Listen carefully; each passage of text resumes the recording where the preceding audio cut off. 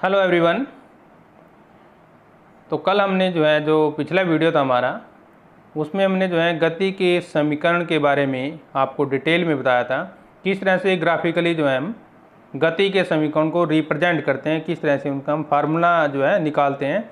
तो हमने 3 फार्मूले उसमें किए थे गति के समीकरण के। तो तीनों फार्मूले आपने अच्छी तरह से याद कर लेने हैं, क्योंकि अब हमारे पास कुछ सॉल्यूशन यानी कि न्यूमेरिकल प्रॉब्लम आने वाली हैं, यानी कि जो हमारे पास संख्यात्मक प्रश्न है वो आएंगे और उन सभी में इन फार्मूलों का यूज होगा। यदि आपने हमारा पिछला वीडियो नहीं देखा है गति के समीकरण के ऊपर जो हमने बनाया था, तो वो उस वीडियो को ज़रूर देख लीजिए, तभी आपको ये लेसन समझ में आएगा। तो चलिए हम शुरू करते हैं। हमारा जो आज का टॉपिक है, जो एनसीईआरटी की बुक है, हमारी पाठ्यपुस्तक की बुक है, बोर्ड द्वारा निर्धारित की गई है, उसके जो अभ्यास के प्रश्न उत्तर होते हैं, टेक्सुअल क्वेश्चन उत्तर होते हैं, हमने वो शुरू किया हुआ है और आज हम इसका तीसरा वीडियो बना रहे हैं। तो आप ध्यान से देखिए, हमारे साथ बनिए। आई एम राजेंद्र कुमार और आप देख रहे हैं आपका अपना चैनल physics.edu.rajendra। तो देखिए, अब हम चलते हैं। हमारा जो नेक्स्ट क्वेश्चन क्या है, देखिए, वेग समय ग्राफ हमने किया था, ठीक है ना। वेग समय ग्राफ का हमने किया था कि नीचे के क्षेत्र से मापी गई राशि क्या होती है।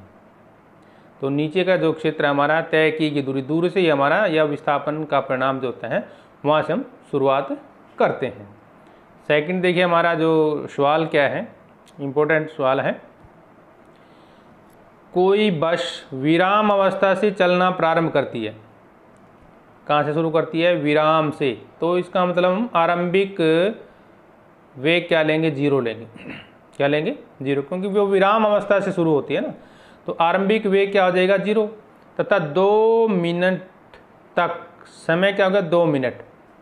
0.1 मीटर प्रति सेकंड स्क्वायर के एक समान त्वरण से चलती है। यानी कि ए हमारे पास ये होगा, ये क्या है? ए, और ये क्या है? टी, और ये क्या है? विराम अवस्था में यू हमारे पास। तो परिकलन कीजिए, ज्ञात कीजिए प्राप्त की गई चाल और तय की गई दूरी। हमें 2 पॉइंट में निकालने हैं। देखिए, हमने 3 फार्मूले याद किए थे। सबसे पहला फार्मूला था हमारे पास v बराबर u प्लस ए टी, ठीक है ना। v बराबर u प्लस ए टी का सबसे पहला फार्मूला हमने ये किया था। तो इसमें यही हमारे पास यूज होने वाला है, प्रयोग होने वाला है। तो देखिए, जब भी आप कोई फार्मूला यूज करेंगे तो उसमें आपने देख लेना है भी हमारे पास दिया क्या क्या है। जैसे हमारे जो दूसरा और तीसरा फार्मूला है उसमें दूरी दी गई है। क्या दी गई है? दूरी दी गई है। तो इसमें हमें क्या निकालनी है? तय की गई दूरी निकालनी है और प्राप्त की गई चाल, कितनी चाल उसकी हुई है। तो अभी हमने बताया प्रारंभिक चाल क्या है? 0, क्योंकि वो विराम अवस्था से शुरू होती है, इसलिए u बराबर 0 हो गया। और त्वरण इसने दिया ही है a, और समय कितना दिया है? 2 मिनट। तो इसके सेकंड बना लेंगे, क्योंकि हम SI यूनिट में लेकर चलेंगे ना। तो 2 मिनट में 120 सेकंड होते हैं, 2 को हम 60 से गुणा कर देंगे तो ये सेकंड में कन्वर्ट हो जाएगा, बदल जाएगा। v और s क्या निकालना है? अंतिम वेग और दूरी, ये 2 पॉइंट निकालना है। पहले हमें अंतिम वेग निकालना पड़ेगा।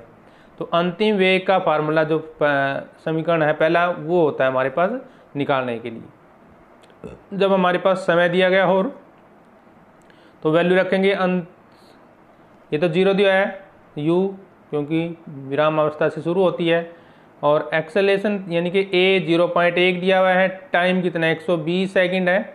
तो जब हम इनको मल्टीप्लाई करेंगे, गुणा करेंगे, तो कितना आ जाएगा? 12 मीटर प्रति सेकंड। 12 मीटर प्रति सेकंड। अब दूसरा पॉइंट, हमें क्या निकालनी है? दूरी। दूरी के लिए हमारे पास ये फार्मूला होता है v square minus you square बराबर 2as। क्या होता है? v square minus you square बराबर 2as, ये फार्मूला होता है हमारे पास, ठीक है ना। तो v कितना है? देखिए, अब अभी निकाला हमने अंतिम वेग 12 आ गया ना, तो ये इनकी 12 का स्क्वायर आएगा। अभी कितना आएगा? 12 का स्क्वायर। फिर u हमारा 0 ही है, यहाँ पे 0 आ गया। 2 ऐसे कैसे? a हमारा 0.1 है और s हमें निकालनी है, ठीक है। तो अब इसको हम सोल्व करते हैं। तो 12 का वर्ग बराबर 144, और जब इसकी गुणा करेंगे तो 0.2s आ गया। यानी कि हमारे पास क्या आया, देखिए ध्यान से हम आपको समझा देते हैं। 0.2s यही है ना, बराबर कितना आया 144, ये आया ना, ठीक है, यही आया हमारे पास। अब इसमें क्या करना, एस हमने एक साइड में रख लिया, एस इसी साइड में रखने के बाद तो दूसरी साइड चला गया 0.2, इसको इसके बाद आपने काट देना है। तो पॉइंट को हम बदल सकते हैं, जैसे 144 हो गया हमारे पास ये, ठीक है, बटे में 0.2 है, तो पॉइंट के नाम का ऊपर क्या आ जाएगा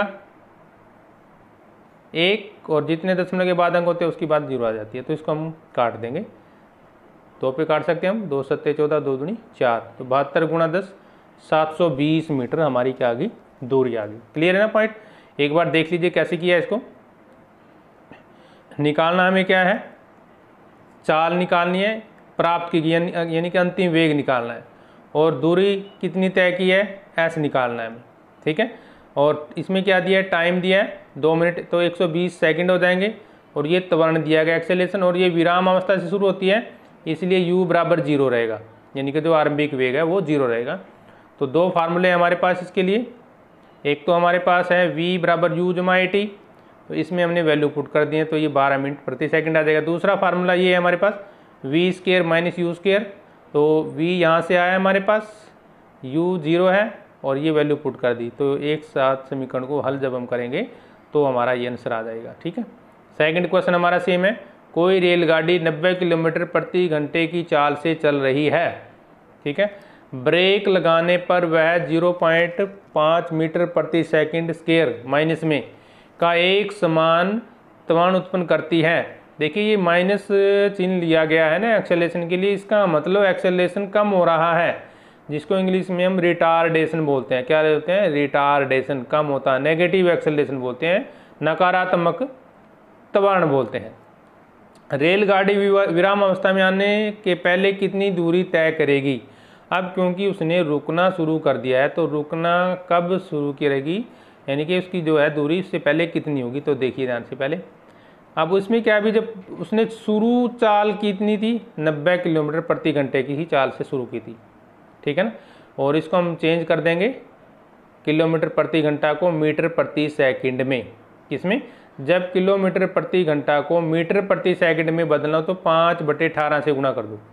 कितने से गुणा करनी है, 5/18 से आप गुणा कर देंगे, तो यानी कि 90 को 5/18 से गुणा कर दो, 5/18 से गुणा कर दो, तो मीटर प्रति सेकंड में बदल जाएगा।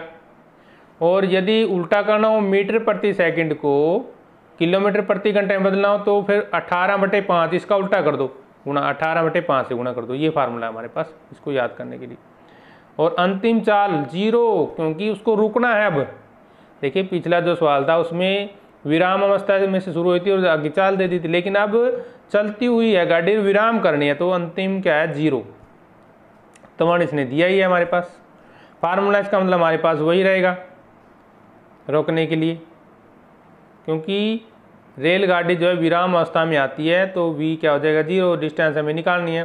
तो यही फार्मूला है, v square minus u square बराबर 2as, क्योंकि दूरी इसमें निकालनी है हमें, ठीक है, इसलिए यही लगेगा। तो ये हमारे पास v तो हमारे पास 0 हो गया, u दिया है हमारे पास 25 आया, निकाला हमने, 25 का वर्ग हो जाएगा बराबर 2 × as, ऐसे कैसे आ गया, ठीक है। जैसे हमने पिछला सवाल किया सेम इसको हम ऐसे ही हल करेंगे। तो 25 का वर्ग दिया है पर, ठीक है। तो इसके बाद हमने क्या करना है, ये s एक साइड रख लेंगे, बाकी दूसरी साइड आ जाएंगे ना, जैसे मैथ में सवाल करते हैं, ये s एक ही साइड रह जाएगा, तो जो ये हैं दोनों ये इसके नीचे आ जाएंगे, 25 के नीचे, ये देखिए 25 के नीचे आ गए ना। तो इसके बाद इसको काटना है, 25 गुणा 25 625 हो जाएगा, इसकी गुणा करेंगे तो 1 आ जाएगा, माइनस से माइनस कैंसिल हो जाएगा, तो 625 मीटर रह गया। अतः विराम अवस्था में आने से पहले तय की गई दूरी कितनी है, 625 मीटर है। क्लियर है, एक बार दोबारा देख लीजिए क्वेश्चन को, क्या कहते हैं। देखिए ये क्या है, उसका आरंभिक वेग है, क्योंकि इसी से वो शुरू करती है, तो इसका मतलब आरंभिक वेग 90 किलोमीटर प्रति घंटा दिया गया है, इसको मीटर प्रति सेकंड में चेंज करेंगे तो 5/18 से गुणा कर देना। ये त्वरण दिया गया है, निकालनी क्या है, हमें दूरी निकालनी है, तो v square minus u square बराबर 2as का फार्मूला इसमें लगेगा। इसमें हमने जो है वैल्यू पुट कर देनी है, v हमारे पास 0 दिया गया है, ठीक है, v क्या है 0 दिया गया है, और जो दूसरा हमारे पास है ये क्या बोलते हैं इसको u, यानी कि आरंभिक वेग वो 25 दिया गया है। वो कितना है? 25 दिया गया है। त्वरण कितना दिया है हमारे पास? 0.5 दिया है नेगेटिव में। ठीक है, तो इसकी वैल्यू पुट करने के बाद ये हमारा आंसर आ जाएगा। तीसरा क्वेश्चन देखिए, एक ट्रॉली एक अनंत तल पर, अनंत तल का मतलब ऐसे तिरछा तल होता है, उसको क्या बोलते हैं? अनंत तल बोलते हैं। ठीक है ना, जब कोई बॉडी तिरछी होती है ना, जैसे मान लो किसी ट्रक में हम क्या करते हैं, जैसे बोरियां उतारनी हो तो फट्टा लगा के बोरी उतारते हैं मजदूर, देखोगे ना अपनी, तो वो अनंत तल बना लिया उन्होंने। यानी कि जैसे हमारे ये पुल होते हैं ना, पुल भी अनंत तल में होते हैं। तो ये ट्रैली की बात करें, एक अनंत तल पर 2 मीटर प्रति सेकंड के त्वरण से नीचे जा रही है, तो मतलब ऐसे नीचे की ओर आ रही है वो। ठीक है, गति प्रारंभ करने के 3 सेकंड पश्चात उसका वेग क्या होगा? तो त्वरण कितना दिया? यही हमारे पास 2 मीटर प्रति सेकंड स्क्वायर। टाइम कितना है? 3 सेकंड। v ये निकालना है, उसका वेग क्या होगा अंत में, लास्ट में वेग निकालना है हमें। और शुरू का वेग 0 होगा हमारा। शुरू का वेग क्या होगा? 0, क्योंकि ट्राली जो है जब शुरू करती है तो वेग क्या होता है? 0 होता है। तो हमारे पास फिर वही फार्मूला v = u + at। तो u कितना है? 0 और a कितना है? 2, t कितना है? 3, तो 6 मीटर प्रति सेकंड आ गया। ठीक है, नेक्स्ट क्वेश्चन देखिए, चौथा क्वेश्चन। एक रेसिंग कार एक समान त्वरण से चल रही है, कितना? 4 मीटर प्रति सेकंड की 2, यानी कि ये a हो गया हमारे पास। ये क्या है? a है हमारे पास। ठीक है ना, ये क्या है? a। गति प्रारंभ करने के 10 सेकंड के पश्चात ये क्या होगा? t, वह कितनी दूरी तय करेगी? ठीक है ना, तो कार का आरंभिक वेग तो 0 रहेगा हमारे पास, क्योंकि जब वो शुरू होती है, जब त्वरण हमारे पास दिया गया है और समय दिया गया है। तो s = ut जमा में हाफ at² का फार्मूला होता है हमारे पास, यानी कि दूरी निकालने का फार्मूला। क्योंकि देखिए हम इसमें दूरी बड़ा लगा रहे हैं, क्योंकि हमारे पास टाइम और वेलोसिटी सिर्फ एक ही दी गई है, जो आरंभिक वेग हमें उसका ही पता है, अंतिम वेग हमें नहीं पता, तो हम उसका फार्मूला नहीं लगाएंगे। तो ये वैल्यू हमारे पास इसमें पुट कर देंगे। तो u हमारे पास 0 दिया गया है, टाइम 10 है, 1/2 ऐसे कैसे, और एक्सेलरेशन इनके a 4 दिया गया है, टाइम यहाँ पे कितना आ जाएगा? 10 वही। तो हम गुणा कर देंगे 1/2 ऐसे कैसे, 4 × 100, 10 × 100 होता है ना, तो यानी कि 200 मीटर आएगा। इसका मतलब क्या है? कार के द्वारा 10 सेकंड में तय की गई दूरी कितनी आ जाएगी? 200 मीटर आएगी। ठीक है ना, अब चलते हैं हम अगला क्वेश्चन। किसी पत्थर को ऊर्ध्वाधर ऊपर की ओर, मतलब ये इस तरह से ऊपर की ओर फेंकते हैं, उसको ऊर्ध्वाधर बोलते हैं। 90 डिग्री जो हमारे सीधा सिर के ऊपर फेंक देते हैं ना, तो उसको बोलते हैं ऊर्ध्वाधर। 5 मीटर प्रति सेकंड के वेग से फेंका जाता है। ये वेग दे रखा है, देखियो। यदि गति के दौरान पत्थर नीचे की ओर दिष्ट त्वरण, ये त्वरण देता है, सीधा त्वरण 10 मीटर प्रति सेकंड स्क्वायर है, तो पत्थर के द्वारा कितनी ऊंचाई प्राप्त की गई तथा उसे पहुंचने में कितना समय लगेगा? देखिए कितना आसान क्वेश्चन है, बिल्कुल आसान है, समझ लीजिए आप। इसमें एक तो वेलोसिटी दी गई है, देखें ये 5 मीटर प्रति सेकंड हमारे पास, ठीक है ना, और ये त्वरण दिया गया है, और क्या दिया गया है हमारे पास? कुछ नहीं, बाकी हम करते हैं सवाल।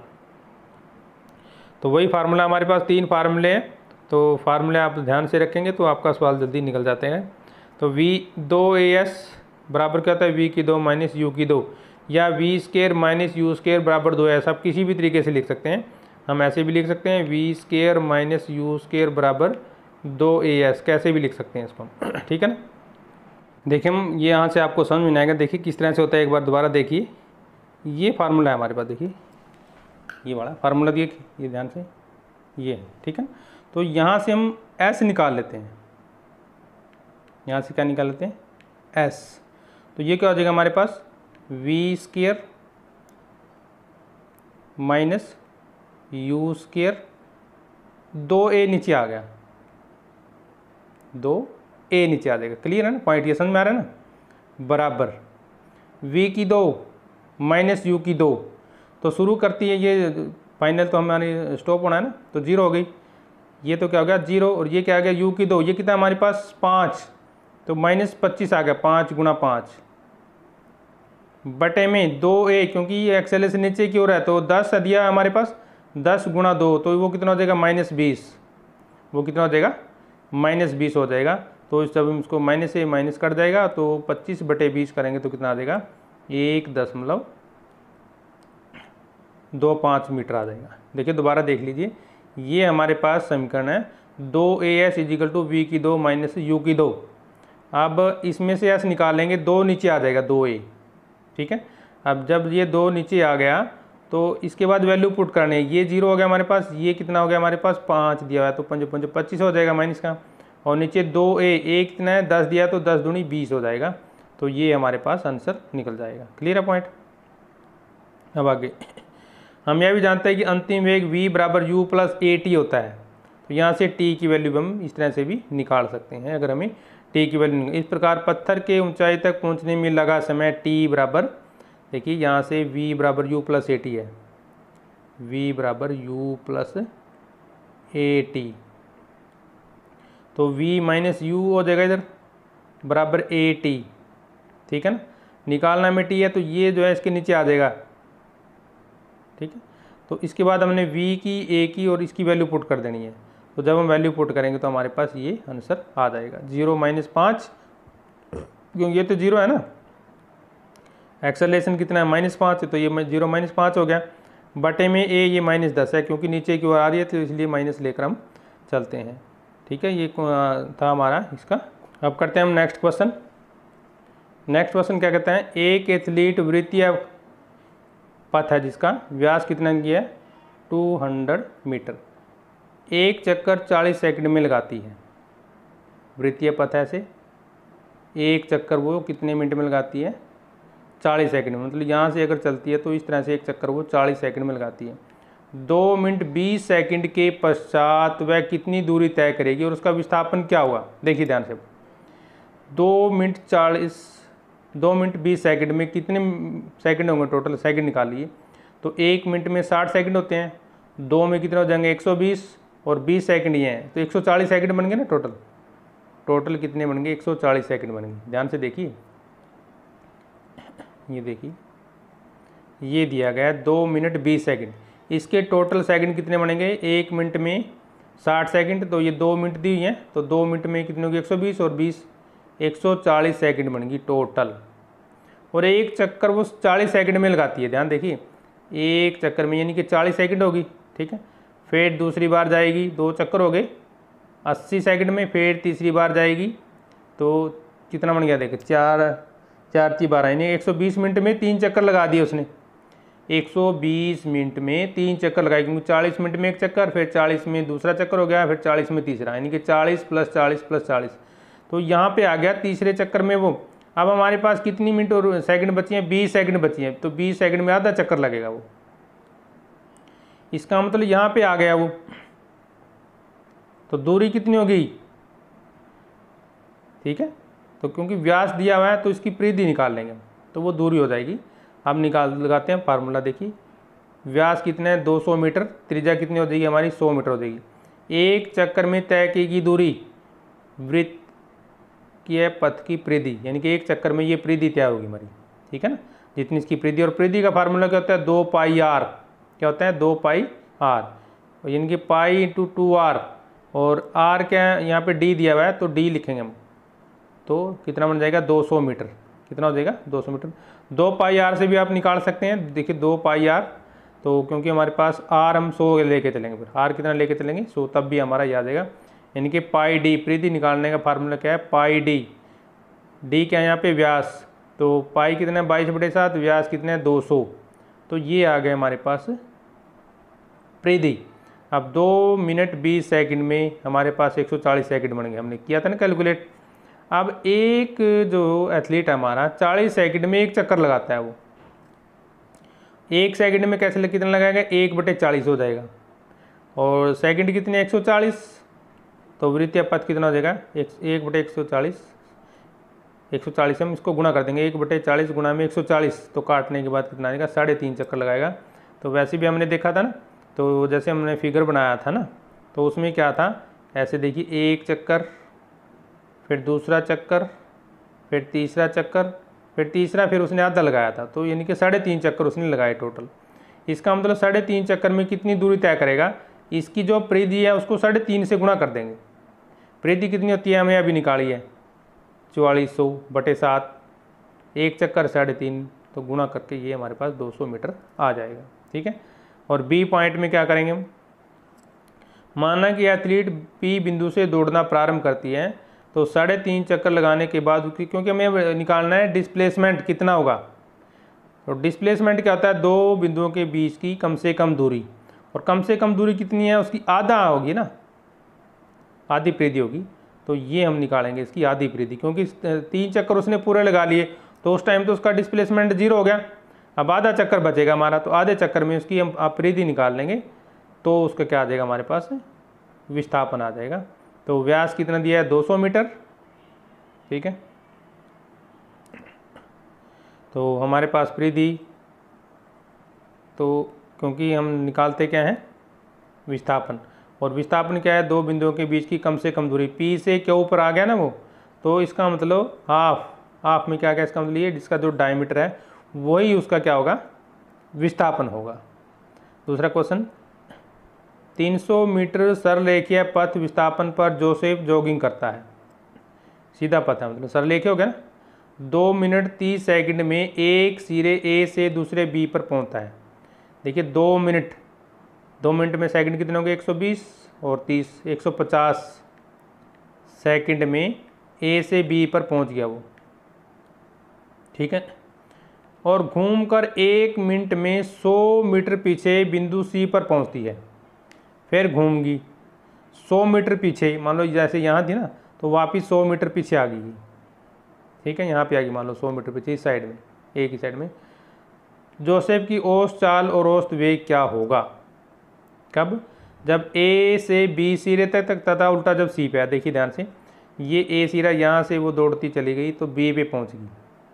ठीक है, तो ये टोटल 300 मीटर है हमारा, ए से बी तक 300। फिर बी से वापस मुड़ी, वो 100 मीटर पीछे आ गई, यहाँ आ गई 100 मीटर, ये 100 मीटर। अब देखिए पहला पॉइंट, सिरे ए से बी तक, सिरे ए से बी तक दूरी कितनी आएगी, 300 मीटर। ए से बी तक जाने में कुल समय मैंने 150 सेकंड निकाला था ना, 2 से गुणा कर दिया क्योंकि 2 मिनट है, तो 30 और जोड़ देंगे तो 150 सेकंड आ गई हमारी। औसत चाल का फार्मूला सीधे ही हमारा तय की गई दूरी बटे में लिया गया समय, तो ये आ गया फार्मूला। कुल दूरी 350 मीटर, समय 150 सेकंड, काटने के बाद कितना आ जाएगा, 2 मीटर प्रति सेकंड। ठीक है ना। अगर आप इसको पूरा काटोगे तो जैसे 0 से 0 काटो, ये इसने राउंड फिगर में लिया हुआ है, तो 35 बटे 15 करेंगे हम। तो 15 को जब हम काटेंगे, 15 दूनी 30, पॉइंट लगाएंगे, फिर 5 बचेगा ना, तो 50 हो गया, 2.3 आएगा एग्जैक्ट हमारा, कितना आएगा, 2.3 आएगा मीटर प्रति सेकंड। अब दूसरा जब हम उल्टा वापस आते हैं तो फार्मूला हमारे पास वही रहेगा, लेकिन दूरी कितनी होगी, 300 मीटर, 300 मीटर बटे 150, तो कितना आएगा, 2 मीटर प्रति सेकंड। देखिए इसमें जो है 350 लिया गया है, तो ये है कितना हमारा, 300 भी मान सकते हैं। अगर 350 देता है तो उस तरह से करेंगे, और 300 देता है तो हम इस तरह से करेंगे। इसमें जो है मिस्टेक की गई है बुक्स में। ठीक है ना, तो अब चलते हैं नेक्स्ट पॉइंट हमारा। तो टोटल दूरी क्या हो जाएगी, A B plus B C, 300 plus 100 कितना आ जाएगा, 400 मीटर। तो लिया गया कुल समय कितना आ जाएगा, 2 मिनट 30 सेकंड, यानी कि 1 मिनट। ठीक है ना, तो दोबारा चलते हैं, देखिए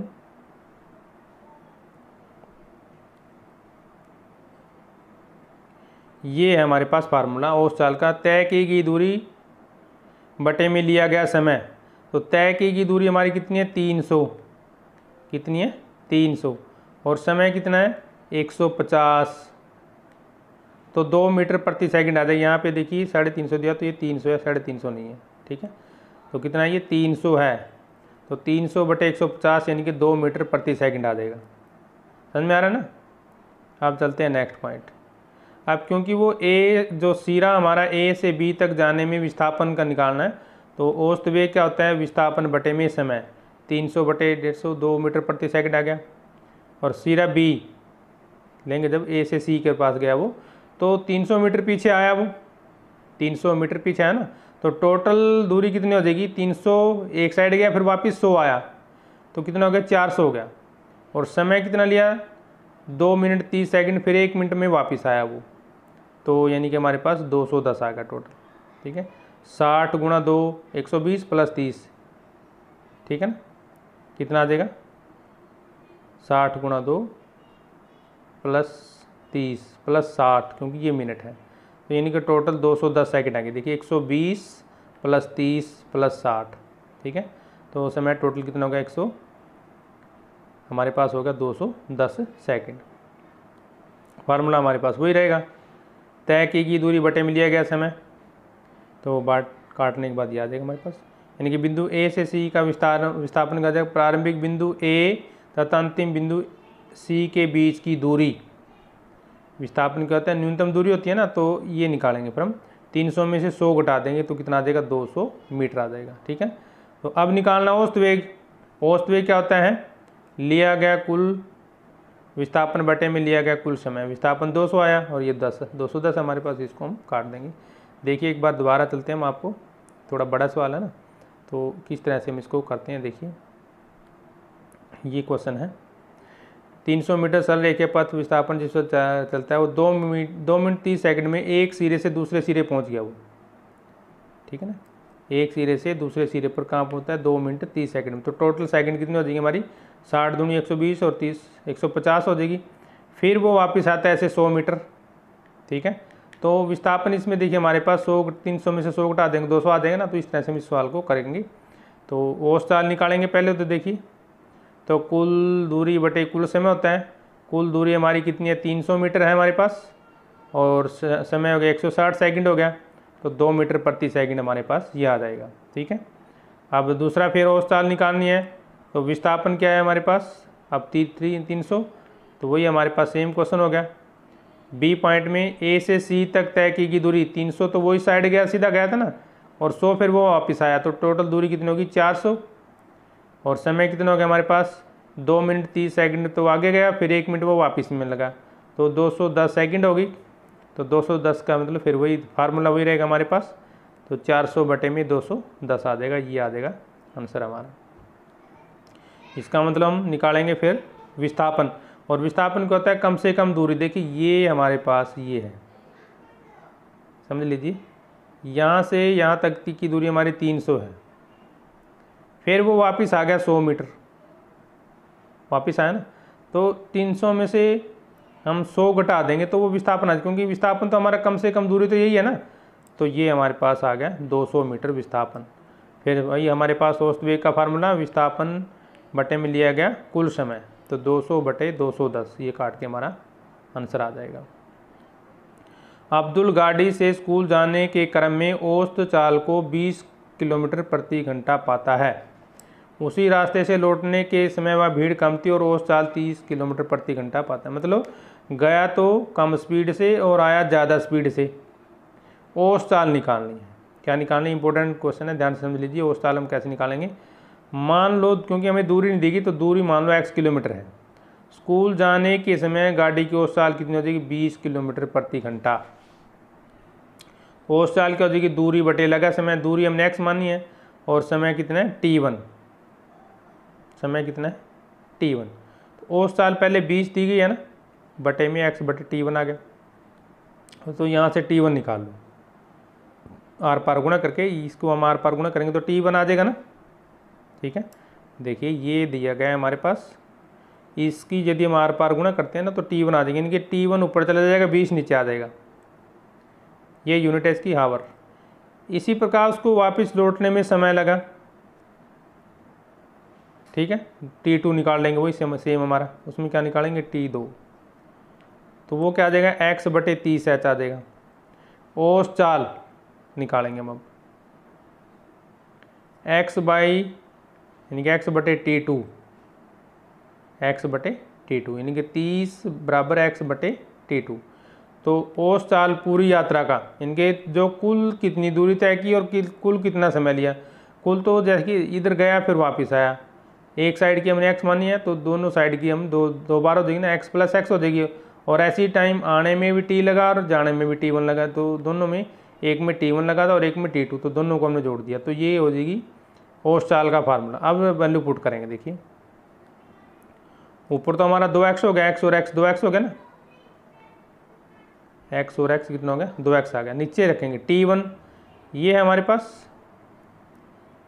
t1 प्लस t2 हमारे पास ये है, तो इसको हमने लघुत्तम लेके जोड़ना है। लघुत्तम कितना आ गया 60 आ जाएगा, तो ये बन गया 3x प्लस में 2x, तो कितना हो जाएगा हमारे पास 5x, और ये 60 ऊपर चला गया।